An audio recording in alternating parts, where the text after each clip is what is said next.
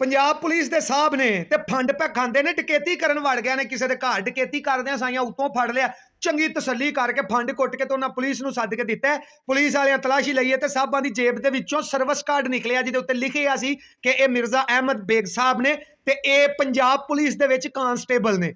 ਹੁਣ ਤੁਸੀਂ ਅੰਦਾਜ਼ਾ ਕਰੋ, ਐਸਪੀ ਸਾਹਿਬਾਨ ਜਿਹੜੇ ਨੇ ਉਹ ਲੋਕਾਂ ਨੂੰ 50-50 ਲੱਖ ਰੁਪਈਆ ਜਾਲੀ ਪੈ ਦਿੰਦੇ ਨੇ।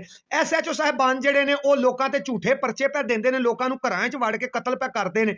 ਆ ਜਿਹੜੇ ਸਬ ਇੰਸਪੈਕਟਰ ਸਾਹਿਬਾਨ ਨੇ ਪਿਛਲੇ ਹਫਤੇ ਦੇ ਵਿੱਚ 10 ਦਿਨਾਂ 'ਚ ਤਕਰੀਬਨ 3 ਸਬ ਇੰਸਪੈਕਟਰ ਜਿਹੜੇ ਡਕੈਤੀਆਂ ਦੇ ਵਿੱਚ ਜਨਾਬ ਫੜੇ ਗਏ ਨੇ, ਗਵਾਹ ਕਰਦੇ ਲੋਕਾਂ ਨੂੰ ਫੜੇ ਗਏ ਨੇ। ਸਾਰੀ ਡਰਾਮੇਬਾਜ਼ੀ ਇਹ ਜਿਹੜੇ ਏਐਸਆਈ ਨੇ ਉਹ ਵੀ ਸਾਰਾ ਕੁਝ ਰਿਸ਼ਵਤਾਂ ਵੀ ਲਈ ਜਾਂਦੇ ਨੇ, ਥਾਣੇ 'ਚ ਬਹਿ ਕੇ ਭੰਡ ਵੀ ਬਣੇ ਨੇ, ਸਾਰਾ ਕੁਝ ਕਾਂਸਟੇਬਲਾਂ ਨੇ ਵੀ ਜ਼ਾਹਰ ਇੰਜ ਹੀ ਕਰਨਾ ਵੇ। ਆ ਇੱਕ ਐਸਐਚਓ ਸਾਹਿਬ ਨੇ, ਇਹਨਾਂ ਕੋਲ ਐਡਾ ਵੇਲ ਹੁੰਦਾ ਰਾਤ ਨੂੰ ਇਹ ਟਿਕਟੌਕ ਤੇ ਬਹਿ ਕੇ ਤੇ ਪਨਿਸ਼ਮੈਂਟਾਂ ਕਰਦੇ ਰਹਿੰਦੇ ਨੇ। ਐਸਐਚਓ ਸਾਹਿਬ ਅਗਰ ਇਮਾਨਦਾਰੀ ਨਾਲ ਆਪਣਾ ਕੰਮ ਕਰਨ ਨਾ ਤੇ ਉਹਨਾਂ ਕੋਲ 1 ਸੈਕਿੰਡ ਦਾ ਵੀ ਟਾਈਮ ਨਹੀਂ ਹੁੰਦਾ, ਨੀਂਦਰਾਂ ਨਹੀਂ ਪੂਰੀਆਂ ਹੁੰਦੀਆਂ ਇਹਨਾਂ ਬੰਦਿਆਂ ਦੀਆਂ। ਹੁਣ ਤੁਸੀਂ ਅੰਦਾਜ਼ਾ ਕਰੋ ਕਿ ਮੈਂ ਕੁਰਬਾਨ ਜਾਵਾਂ ਉਹਨਾਂ ਤੋਂ ਜਿਹੜੇ ਇਹਨਾਂ ਨੂੰ ਫੜ ਕੇ ਲਿੱਤਰ ਪੈ ਮਾਰਦੇ ਨੇ ਤੇ ਬਿੱਜ਼ਤ ਪੈ ਕਰਦੇ ਨੇ ਪੁਲਿਸ ਵਾਲੇ। ਜਿਵੇਂ ਐਸਪੀ ਸਾਹਿਬ ਨੂੰ ਨੌਕਰੀ ਤੋਂ ਹੀ ਉਹਨਾਂ ਫਰਕ ਕਰ ਦਿੱਤਾ, ਉਹਨਾਂ ਕਹਿੰਦੇ ਨਿਕਲ ਜਾ, ਤੇਰੀ ਵਜ੍ਹਾ ਤੋਂ ਅਸੀਂ ਬੜਾ ਬਿੱਜ਼ਤ ਪੈ ਹੁੰਨੇ ਆ।